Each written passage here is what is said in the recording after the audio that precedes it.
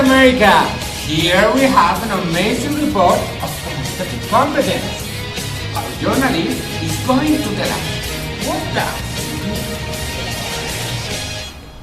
Lately, the Common European Framework of Reference has stated that communicative competence involves three components: the linguistic component, the sociolinguistic component, and the pragmatic component. What does communicative competence really mean? It was the first who coined the term of competence. Chomsky, what do you want to say about that? Well, I think that competence is an idealized capacity that is related to subconscious knowledge and is located as a mental property.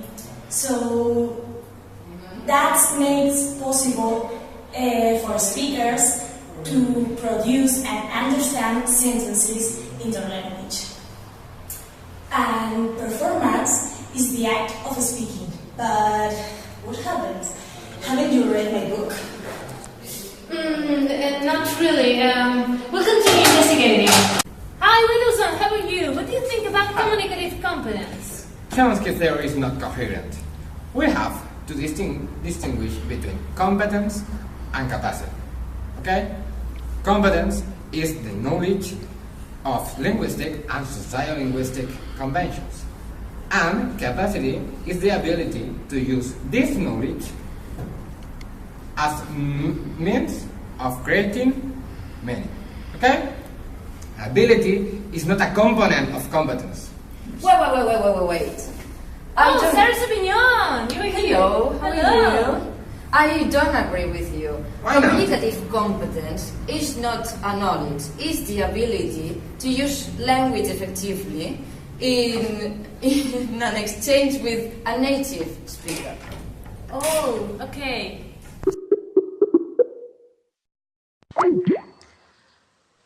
Himes? Can you hear me? I can see you. Tell me. Well, it doesn't matter. Tell me, what do you think about communicative competence? Well, communicative competence needs grammatical competence, as Chomsky stated, you know? However, the ability to use grammatical competence has to be applied into a variety of communicative situations. Bringing this... Okay, thank you very much.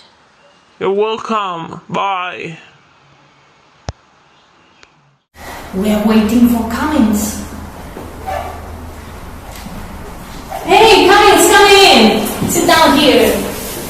Okay, what do you think about this term? Well, I have read Chomsky and Himes, and I think it is necessary to distinguish between basic interpersonal communicative skills and cognitive academic language proficiency. What's the difference between them? Okay, BICS refer to the skills that are necessary to interact in a context-bound social environment, such as when you are speaking to somebody on a phone, and CALP refers to a term to refer to the language proficiency that students are acquiring in a classroom.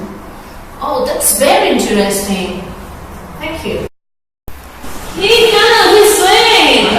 What are you doing here? We are discussing about communicative competence. Oh, and what happened with that? Well, communicative competence is not exactly an ability, it is an interaction and relationship between knowledge and skill needed for communication. And we are discussing that there are three types of it. So, grammatical competence, social-linguistic competence, and strategic competence. Oh, there are three. So, the last one of our authors is Bachmann. Bachmann, tell us. Look, I suggest to use the term communicative language ability because it combines language proficiency and competence. My model is so much better than Kahneman and Swain's. The three components of CLA for me are language competence, which is knowledge. For me, knowledge and competence are the same thing. Then there is the strategic competence, which is the capacity for executing the components of language in context, and psychophysiological mechanisms, which make the actual execution of language as a physical phenomenon possible. Strategic competence is affected by the knowledge we have from the world, and it's an instrument for achieving communicative goals. Look, I have it all here in this diagram. Language competence has the organizational competence. Okay, it's enough. Thank you.